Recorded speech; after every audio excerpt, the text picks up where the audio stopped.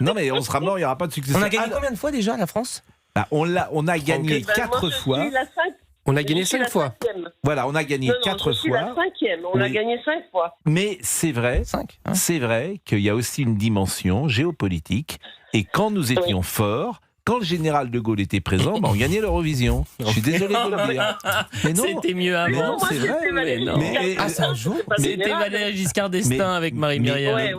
Non, mais je raconte pas de salade. D'ailleurs, il y a Mathieu Prieur qui est avec nous, journaliste à Europe 1, passionné par le concours de l'Eurovision. On sera également avec Olivier Benkemoun qui est en direct de Vienne. Cette dimension géopolitique, elle existe, Mathieu. Ah oui, elle joue. Ah mais oui, bien sûr, toujours. Elle joue. Pardon, excusez-moi. Non, mais il n'y a pas de problème. Non, je vous en prie, Mathieu. Elle joue depuis plusieurs années. Enfin, ça fait quand même 49 ans qu'on n'a pas gagné. Aujourd'hui, la France n'a plus le poids d'avant. Là, je suis d'accord avec vous, Pascal. La France, pour moi, ne va pas gagner l'Eurovision avant un certain moment. Non, mais c'est pour ça que vous avez souri lorsque je disais ça, mais le poids d'une nation, il n'y a pas que la chanson qui peut faire gagner. Votre chanson était magnifique, mais je pense qu'on a eu peut-être des chansons qui auraient mérité de gagner, et peut-être pour des raisons géopolitiques, politiques, géostratégiques, que sais-je, nous n'avons pas gagné. Est-ce que c'est possible, ça, Marie-Myriam ? Non, mais il y a des chansons qui ont quand même fait des gros succès. Mais Slimane, par exemple. Sans avoir gagné l'Eurovision, il y a plein d'artistes, dans les années 70, en tout cas, qui ont fait des gros succès. Et ça change pas. Moi, je pense que pour gagner l'Eurovision, je pense qu'il faut avoir vraiment... Il y a des pays comme l'Ukraine, il y a des pays je sais pas moi, la Russie, qui ont gagné. Je suis incapable de chanter des chansons, en fait. Comme la Suisse, je suis incapable de rechanter la chanson du gagnant suisse. Donc aujourd'hui, l'Eurovision a changé. Ce sont plus des images, c'est plus un MTV. Ouais, c'est un MTV show. Il y a plus d'orchestre en direct.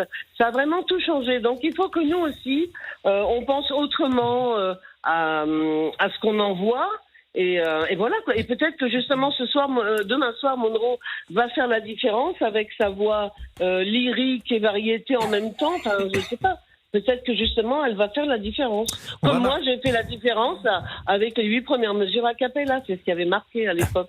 Exactement, puisque c'était a cappella. Alors, Capella n'est pas une ville, je précise pour Olivier Guénec.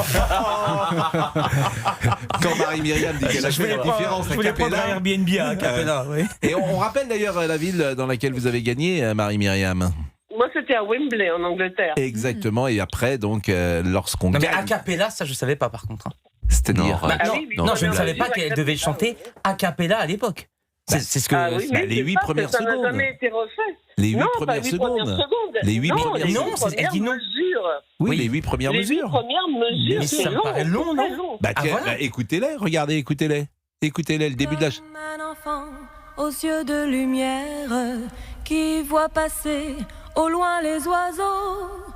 Comme l'oiseau bleu survolant la terre, vois comme le monde est beau. Beau le bateau. C'est magnifique, c'est magnifique. On applaudit. Bravo!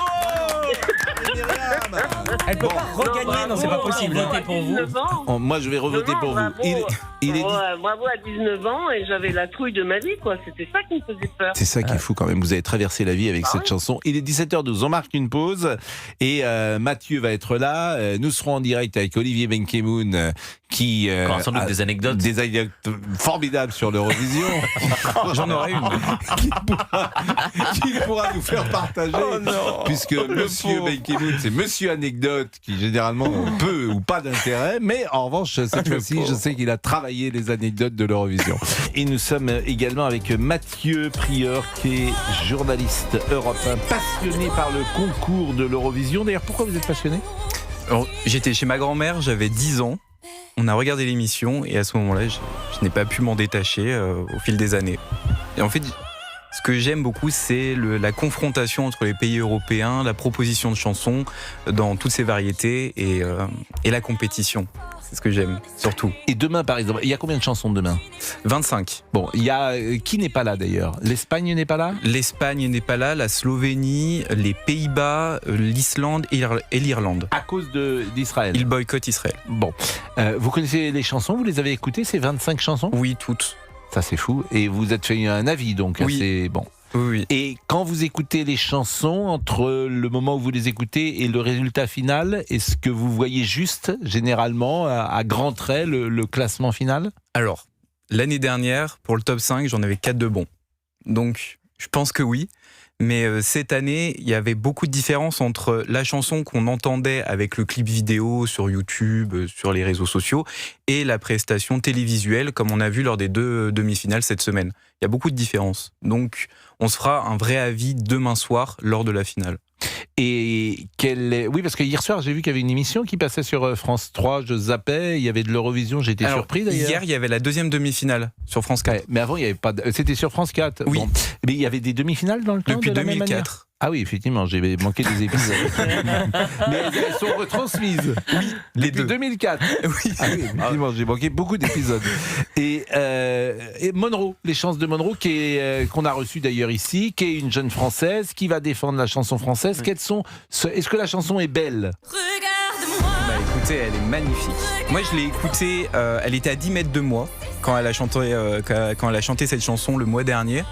Parce que vous avez tous les ans l'association Eurofan qui organise un mini Eurovision à la française avec toutes les chansons qualifiées et on juge nous, on fait notre jugement à nous et Monroe est passée nous voir et elle a chanté devant tout le monde et je peux vous assurer que la chair de poule.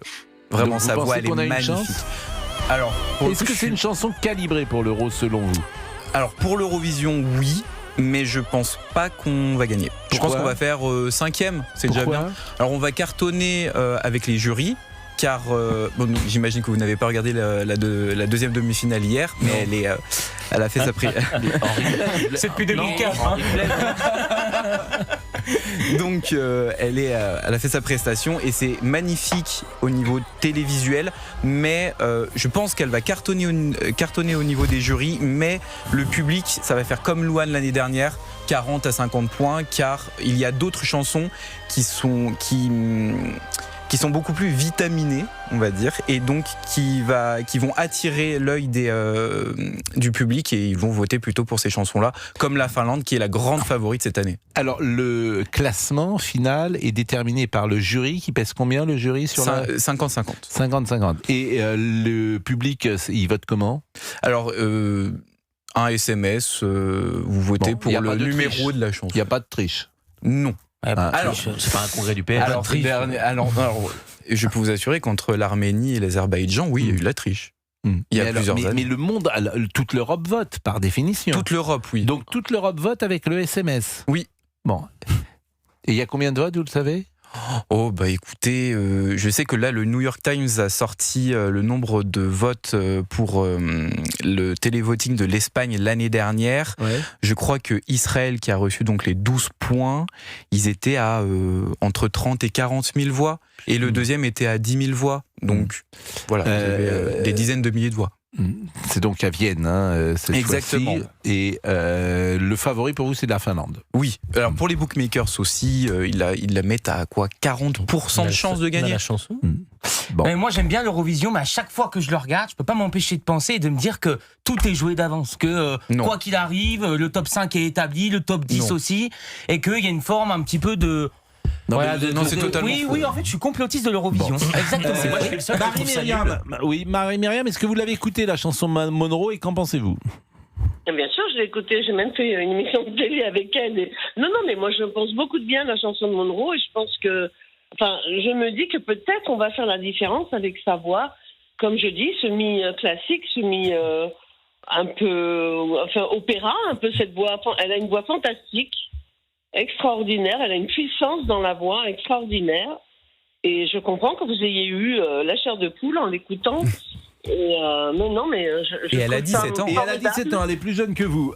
En direct de Vienne. Pas beaucoup. En direct de Vienne. C'est génial. En direct de Vienne, l'excellent.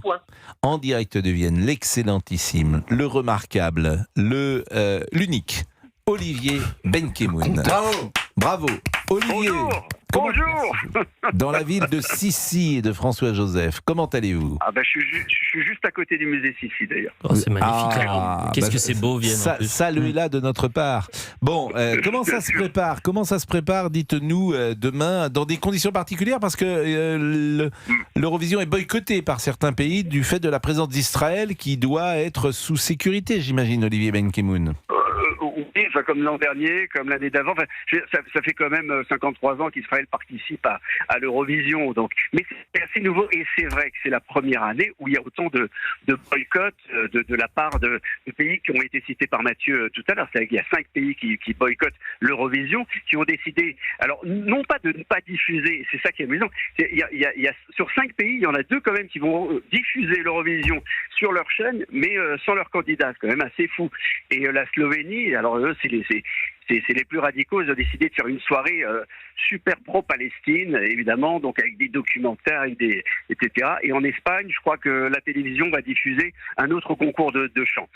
Moi, je me trouve, parce que tous les médias sont là cet après-midi, sur une place où il était soi-disant question d'une grande mobilisation pro-palestinienne. Alors, j'avoue, c'est la première fois que j'assiste à une manifestation pro-palestinienne de si près. Et il y a 150 personnes, quoi. Il y a 150 personnes, il y a beaucoup de médias, 150 personnes. Et il y a eu un truc incroyable, il y a quelques minutes, un homme ou une femme, je sais pas bien, maquillée, qui était en train de revendiquer pour les queers palestiniens, si vous voulez, les queers de Palestine. On est dans un truc un peu foufou, quand même, Pascal, je vais vous dire. Et ce boycott, il devient tellement habituel, tellement attendu que le candidat, Noam Betta, le candidat israélien, quand il a chanté lors de la demi-finale, il y a eu des sifflets, il y a eu un drapeau palestinien qui est sorti, mais il a continué son truc, il fait partie des favoris. Alors il parle en français, il chante en français, je vous propose de l'écouter peut-être. Mais il est français, il est franco-israélien, il vient d'une ville qui s'appelle Ra'anana, ses parents sont français, il a des origines de Grenoble, il parle parfaitement français, il se sent aussi français qu'israélien. Voilà, donc c'est un garçon qui a effectivement des racines françaises. Écoutons, Olivier, quelques notes de musique. Michel, je te laisse partir, adieu ma belle. Je te laisse partir, mais je t'aime, la reine des problèmes. Mathieu, évidemment, on imagine que pour le candidat israélien, c'est assez difficile. L'année dernière, par exemple, l'Israël s'était classé à quel niveau? Deuxième. Ah oui, car elle avait gagné une grande partie du vote du public. Il faut rappeler son histoire. C'est une rescapée du 7 octobre. Oui, c'était formidable. Extraordinaire. Et en 2024, c'était Eden Golan qui avait chanté, chanteuse israélienne. Ça se passait à Malmö. Elle était plus surveillée qu'une chef d'État. Elle avait interdiction de sortir de sa chambre d'hôtel et était donc ultra sécurisée. Et sa chanson, vous me la faites écouter, à chaque fois je pleure. Elle est merveilleuse, cette chanson. Olivier Benkemoun, vous êtes l'homme des anecdotes. Et c'est pour cela que vous êtes connu dans le monde entier. Anecdotes sur l'Eurovision que vous compilez sur un carnet à spirale. Des anecdotes extraordinaires. Bon, est-ce que vous en avez une à nous rapporter peut-être de Marie-Myriam? Rien du tout, mais pas une anecdote. Vous n'étiez pas à Wembley quand Marie-Myriam a gagné en 1977? J'aurais tellement aimé. Moi, je suis d'accord avec vous. C'est la plus belle chanson française qui ait jamais été montrée, présentée, entendue. Ça a été formidable. Bon, merci Olivier. Il est 17h25. On va remercier Marie-Myriam, bien sûr. Moi, j'ai une anecdote, si vous voulez. Ah, allez-y. Quelle année la France n'a pas participé à l'Eurovision à part le 74, quand Georges Pompidou est mort. Ah, vous m'avez eu. Waouh, vous êtes trop fort, la machine. Et comment vous pouvez le savoir? Parce que je sais pas comment je le sais d'ailleurs. Alors, Georges Pompidou est mort le 2 avril et la compétition était le 6 avril et c'était le jour du deuil national. Vous imaginez Il est mort le mardi 2 avril, effectivement, Georges Pompidou. Trop fort, Pascal. Mais tu sais pas pourquoi en fait, tu sais jamais pourquoi tu sais les choses. On a dû pas mal encore, hein. Vous connaissez encore votre code à source, hein. Bon, mais Marie-Myriam, on se quitte avec votre chanson, on est en retard, mais on chante ensemble. Allons-y, chantons. Enfant aux yeux de lumière qui voit passer au loin les oiseaux, comme l'oiseau bleu survolant la terre, voit comme le monde est beau.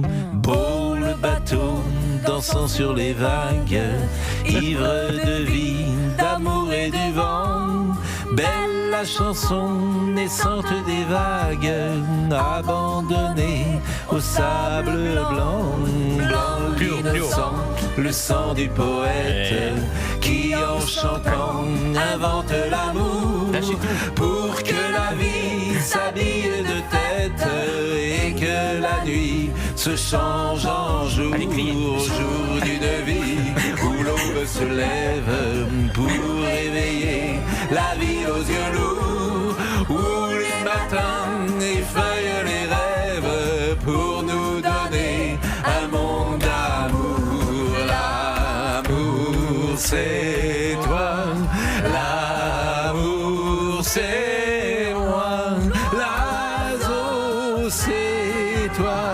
l'enfant c'est moi. Moi, Marie, je vais avoir le droit de chanter encore pendant des années. Hein? Bon, on vous embrasse, on vous fait des bisous. Bravo. Mais on vous fait des bisous. Ouais.